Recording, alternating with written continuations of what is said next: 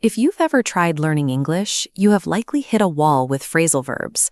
Memorizing endless lists of base actions attached to seemingly random, tiny words often feels like a chaotic guessing game. We are taught from day one that the word up points to the sky.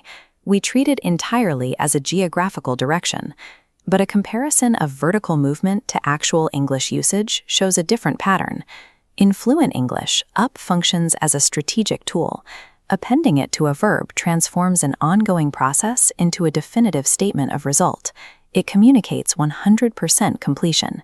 Instead of memorizing disconnected lists, you can apply a single visual rule of total finality to your vocabulary. This diagram lays out the exact linguistic equation that governs the rule. A base action plus the word up equals a terminal state.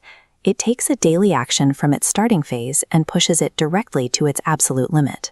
This graphic breaks down the difference between the open-ended process of eating or drinking and the exhaustive actions of eating up or drinking up.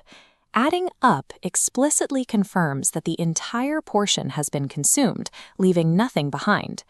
This panel shows how the concept applies to physical limits. A washing machine that is loaded up indicates the system has hit its maximum physical capacity. Whether you are finishing a meal or packing a machine, up eliminates the gray area by defining the exact exhaustive endpoint of the task. This distinction becomes critical in professional communications, where ambiguity can lead to project delays. This shows a used resource. The action happened, but material might still remain. Conversely, the right gauge hits empty. Used up is a terminal state. It signals total exhaustion of a supply, demanding immediate action. This distinction draws a clear boundary between ongoing utilization and the hard requirement to reorder supplies. Apply this rule to physical organization. Look at this illustration of a completely disorganized room. We call this state of absolute mixed-up chaos jumbled up. This sequence tracks progression to order. Sweep up hits the 33% mark. Tidy up reaches 66%, still falling short. The final state is reached when you hang up coats or finish clearing up at 100%, shifting focus to ultimate order. This graphic shows how that exact same finality applies to a negative state, a clogged-up pipe representing an absolute physical obstruction to the flow. Whether you are actively creating a clean space or identifying a blockage, up quantifies the system's state as absolute and unmoving. This modifier extends beyond physical objects into abstract corporate structures and group dynamics. Look at this comparison. The exact same logic that dictates the physical chopping up of wood applies to the abstract divide up of responsibilities or profits shown in the pie chart. This panel illustrates how you completely initiate a new enterprise when a shop is opened up, or how you completely transform a room's energy when you liven up a party.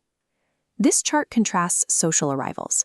A calendar marks when someone showed up, based on an expected social obligation, while a jack-in-the-box shows how someone turned up, as a total unprompted surprise.